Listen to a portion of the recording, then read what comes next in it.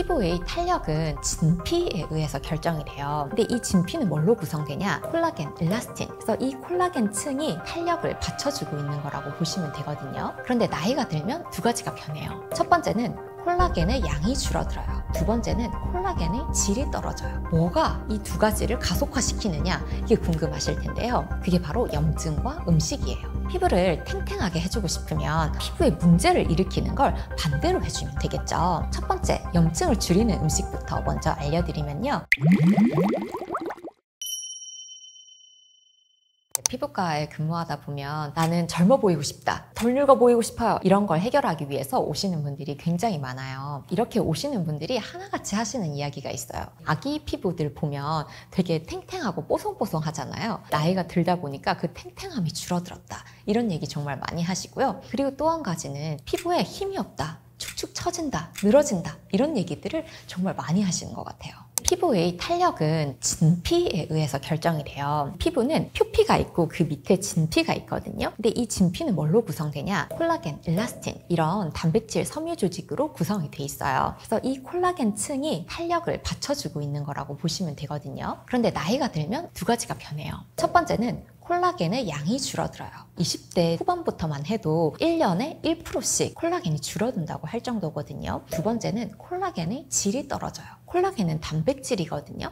근데 여기에 당이 들러붙을 수 있어요. 콜라겐의 구조가 살짝 변하거든요. 그러면은 콜라겐이 좀 덜 튼튼한 콜라겐이 돼버려요. 양이 줄고 콜라겐의 질이 떨어지면 당연히 탱탱하게 받쳐주던 그 탄력이 줄어들겠죠. 뭐가 이렇게 나이가 들면서 이 두 가지를 가속화시키느냐, 이게 궁금하실 텐데요. 그게 바로 염증과 음식이에요. 염증은 어떤 역할을 하냐면요, 다른 많은 나쁜 역할도 하지만 콜라겐을 분해시키는 효소를 활성화시켜요. 결과적으로 콜라겐이 더 많이 분해가 돼버리거든요. 안 그래도 나이가 들면서 콜라겐이 점점 줄어들고 있는데 염증이 생기면 콜라겐이 분해돼 버리는 거죠.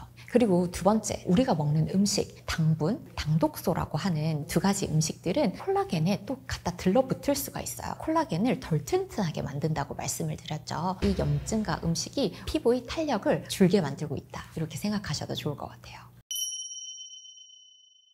피부를 탱탱하게 해주고 싶으면 피부에 문제를 일으키는 걸 반대로 해주면 되겠죠. 염증을 줄여주고 콜라겐의 질을 떨어뜨리는 음식을 줄여주면 될 거예요. 첫 번째, 염증을 줄이는 음식부터 먼저 알려드리면요. 염증을 줄일 때 가장 강조하는 음식이 있어요. 바로 십자가 채소예요. 브로콜리, 양배추, 청경채, 컬리플라워, 이런 것들을 총칭해서 부르는 게 십자가 채소예요. 십자가 채소들은 굉장히 독특한 능력을 가지고 있어요. 몸에서 염증을 줄이는 거예요. 콜라겐을 분해하는 효소의 활성을 줄여줄 수 있겠죠. 피부의 탄력을 유지해줄 수 있다, 이렇게 보시면 좋아요. 십자가 채소에는 글루코시놀레이트라는 성분이 있거든요. 씹거나 우리 몸에 들어오거나 조리를 하는 과정에서 아주 좋은 성분으로 바뀌어요. 이 좋은 성분들 중에 가장 유명한 아이가 설포라판이라고 보시면 되거든요. 염증을 줄이는 기전에 관여해요. 우리 몸에는 염증을 줄이는 기전이 굉장히 다양하게 있는데 거기 그 핵심 기전이 있거든요. 그 핵심 기전에 작용해서 염증을 줄여준답니다. 그러면 콜라겐을 지키는데도 도움이 되겠죠. 조리할 때 데쳐 드시는 건 꼭 말려요. 십자가 채소를 물에 직접 넣어서 삶게 되면 거기에 있는 좋은 물질들이 물로 다 빠져나가 버리거든요. 데쳐 먹는 대신 물에 직접 닿지 않는 찌는 방법을 선택하시는 걸 권해드려요.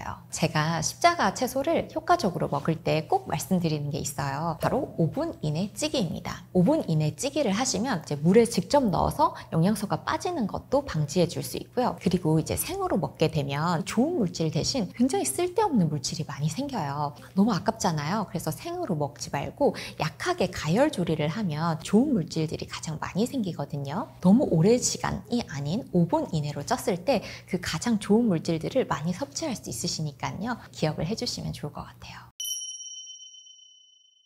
염증을 줄이는 음식의 대표 주자는 바로 오메가3입니다. 오메가3는 뇌에 좋다, 눈에 좋다 뭐 이렇게 알고 계시지만 오메가3의 가장 핵심적인 역할은 염증을 줄이는 역할이에요. 오메가6는 염증을 늘리는 역할을 해요. 근데 우리 몸에서 염증 반응은 생각보다 중요한 반응이거든요. 중요한 건 이 비율이에요. 이 비율이 한 1대1 정도 되면 가장 이상적인데 안타깝게도 현대인의 식단에는 오메가3를 추가로 먹어주지 않으면 오메가6가 몸에 너무 많으니까 보니까 염증을 촉진하는 몸이 돼버려요. 오메가3를 보충해서 염증을 줄여주면 피부의 염증도 줄여주고 콜라겐도 지킬 수 있고 탄력도 지킬 수 있다. 이렇게 보시면 좋을 것 같아요. 오메가3가 많은 음식은 들기름, 아마씨 같은 음식에 많고요. 그리고 생선에도 많아요. 이런 세 가지 음식들을 포함해서 골고루 식단에 포함시켜 주시면 오메가3를 충분히 섭취하실 수 있으실 거예요. 콜라겐 먹어도 되냐, 콜라겐이 좋냐 이런 얘기 정말 많이 물어보시거든요. 이제 콜라겐을 먹어서 나쁠 건 없어요. 실제로 어떤 연구에서 보면 콜라겐을 이제 먹어준 그룹에서 피부의 콜라겐이 뭐 살짝 증가했다 이런 연구들이 있긴 한데요. 콜라겐은 생각해 보시면 단백질이거든요. 위에서 먹으면 결국 분해가 돼요. 콜라겐 형태로 섭취된다기보다는 콜라겐의 재료가 섭취되는 거라고 보시면 되거든요. 재료가 없는 것보단 당연히 있는 게 좋을 거예요. 콜라겐의 재료를 공급해준다.